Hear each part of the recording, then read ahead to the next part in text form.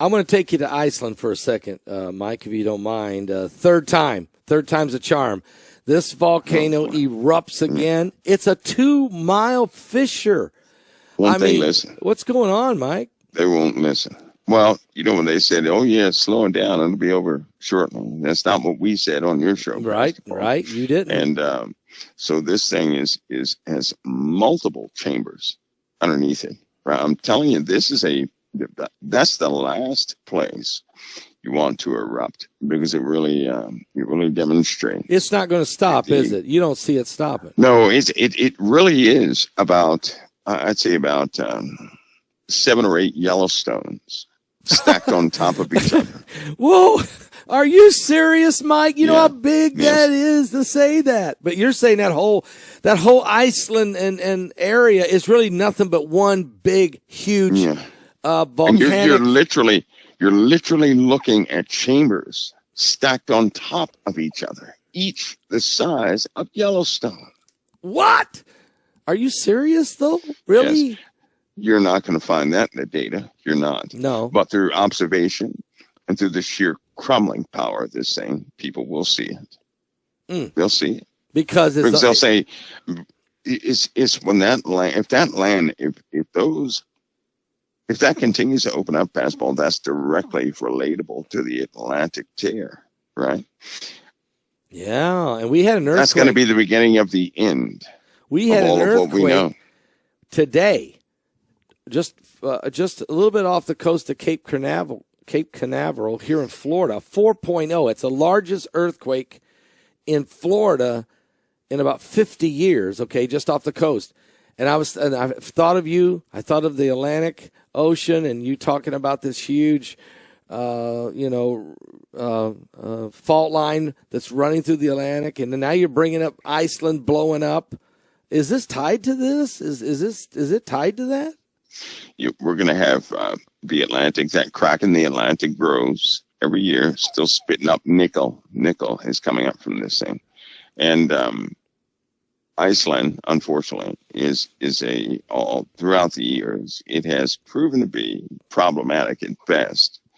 I want to know the worst case scenario, but those chambers underneath Iceland, perhaps, Paul, in fact, on that entire line, if you were to go from north to south, is a very dangerous and volatile area. It will cause, if it continues to crack, it's going to cause a plate shift, a big plate shift, right? Now, a plate shift, forget about a big earthquake. Okay. Think about a bunch of, 4 to 5 to 6.0 earthquakes nonstop for about 3 days. No. I mean, yes. Okay. So you're talking about a rumbling, some real problems here, right? Real rumbles. Because in people, they know about the big earthquakes. They know about the 8.0s and 9.0s. A lot of people, that's what they're looking for. But they have forgotten that if you have a small 4.5 earthquake for a much longer duration, you've essentially had 3 or 4 9.0 earthquakes, right? It will do much more damage. In Iceland's case, it's stacked, but it's very deep, right? Now, that Atlantic crack is very deep. And both of them, obviously, are coming from that same internal point. Both of them are. So both are tied to a telltale sign of a instant continental shift, if they were to continue to crack like this. So the activity in Iceland is just not going to stop. It's not going to stop. Wow. It's going to continue to. Well, right here behind me, this is the first time it erupted. This picture behind me is actually the first time. The second time was big. This one, huge. It's bigger than this. And what you're saying is the potential, the kinetic energy that's building could be cataclysmic, could destroy part of northern Canada. Am I right by saying that? Oh yeah, good. It does, because it is, I'll say it again, it's like 7 Yellowstones stacked on top of each other right below that, major landmass. Of course, obviously that's going to be disputed, right? But I'm telling you now, it'll start doing things that nobody expected. It will, because the more magma that flows up, this thing, there's not enough. What is that?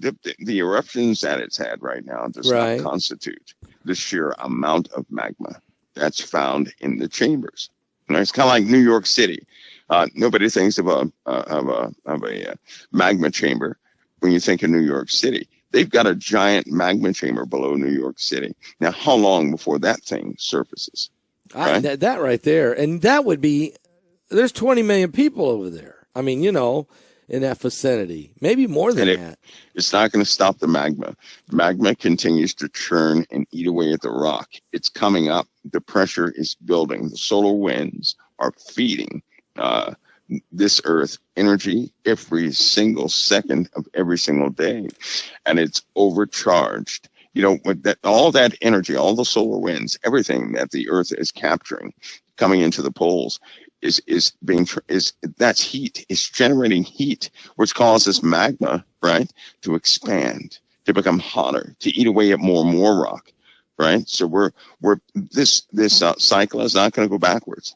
It's not. The earth is overcharged. Right now, it's estimated it would take 400 years for the earth to cool back down from where it's been.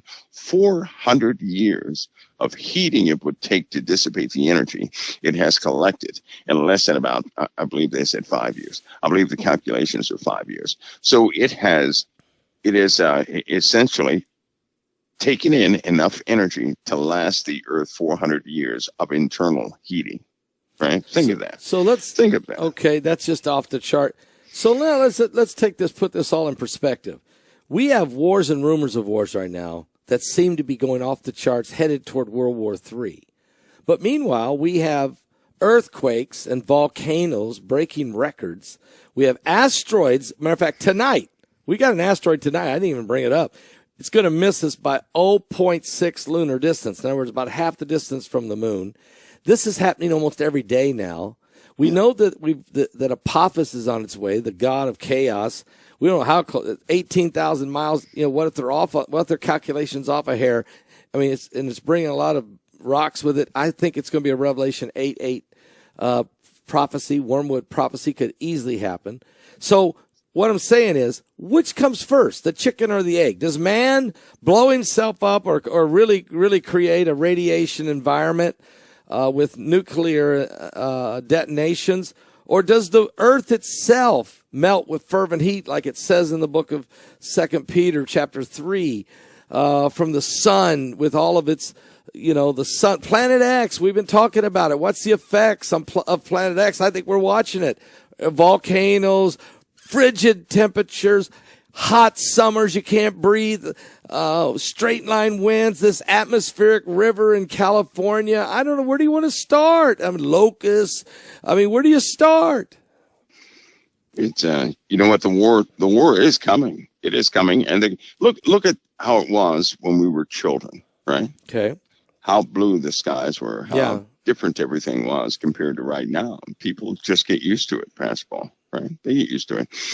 California, the atmospheric rivers that are coming in. Yeah. They have what? They have 5 more that are coming through. No, five, yes. No. 5 more. Mike, these 2 was the worst. 13 inches of rain in 12 hours. Are you telling me there's 5 more of these type of atmosphere? And I'll also say, here's something out. I'm going to tell you right now, it's a blessing.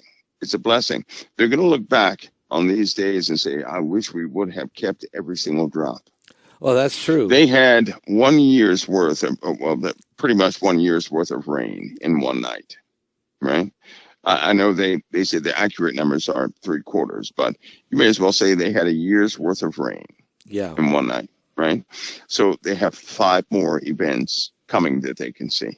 5 more that they can see. Are they going to be pretty soon here? I mean, are we going to see them? Yeah, they're forming now. They're coming now. They're going to be these atmospheric rivers back to back. But it's a blessing. Arizona is going to be hit with it too. Arizona is going to have water problems. But it's a blessing. Pastor, because after all this water, after all these atmospheric rivers, the water is going away. Even in the midst of a water event, we can't drink salt water. No, we can't do that. And is that that's that intrusion, saltwater intrusion? Is that what's? Well, yeah, we have that. That's been a constant problem. We can drink salt water, though. I mean, Israel's taking it, and they're taking the ocean water, and they're making. Well, they have desalination plants. Well, why don't we? Right? We do, but they're not.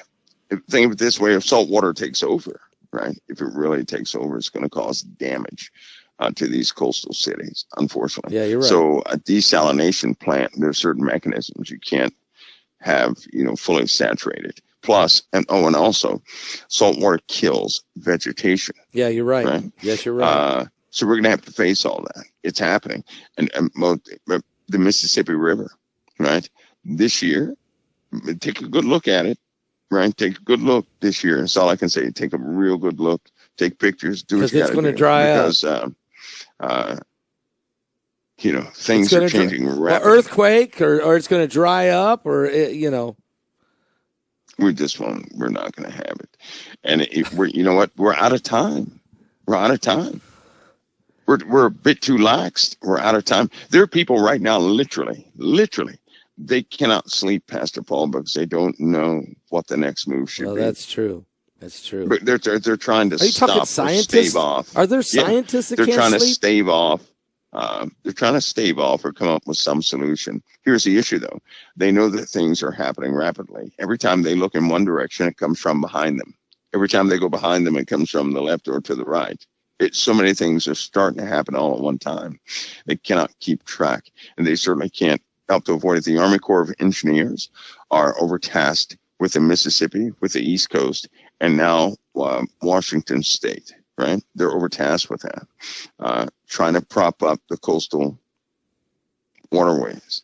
They're overtasked. The U.S., the East Coast of the U.S., the entire East Coast is being propped up right now. Right? The Army Corps of Engineers is highly active in that. It's just not working out. It's been a fight for many years. It's not working out. Mike, we also talk a little bit here of the Earth wobbling, the core of the Earth not spinning, the binary system, Planet X, or the binary system that's affecting our sun. These things are not slowing down, are they? Mm-mm. But we're just having some strange effects, Pastor Paul, with essentially overcharging the Earth. Right, the magnetosphere, for example, is what 10 or 11 Earths out. So if you take 10 or 11 Earths on the bow shock, looking at the bow shock, the magnetosphere is about 10 or 11 Earths out. It's that's pretty way big, too and then far. the back is pretty big. Is that pretty far? Well, that's how far the magnetosphere goes. That's natural. That's how far it goes, and it's being compressed on the front side, facing the sun. But it normally is about 10 or 11 out. So is that normally the TV, right, the energy that's being found in that area is constant. That energy has doubled in the last 5 years. So the Earth has taken on a lot more power. It will cause magnetosphere to fail or shift in a way. Right? The bow shock is not going to maintain. It's just not going to maintain. It's a miracle that we have that bow shock today. Radiation's going to keep building, then, isn't it? Inside the planet. Mm-hmm. Yeah. So we're going to have dormant volcanoes wake up like the big one, Tamu Massive, and other ones. I'll have to continue to mention that because that's going to be one of the number one killers of this planet.